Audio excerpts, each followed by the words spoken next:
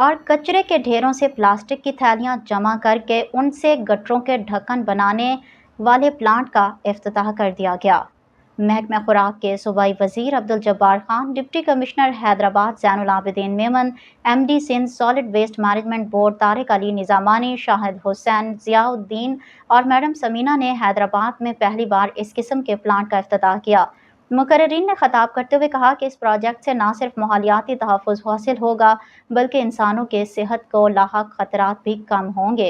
अल्ताज़ पाक के ज़ेरे एहतमाम प्लीज़ प्रोजेक्ट के तहत चलने वाले इस प्लांट में कचरे के ढेरों में फेंके गए 16% बेकार प्लास्टिक के थैलियों को मुफीद बनाकर रोज़ाना 100 मेन होल कवर तैयार किए जाएंगे, जिनका वज़न 50 किलोग्राम होगा और ये ढक्कन 18 टन वज़न बर्दाश्त करने की सलाहियत रखेंगे।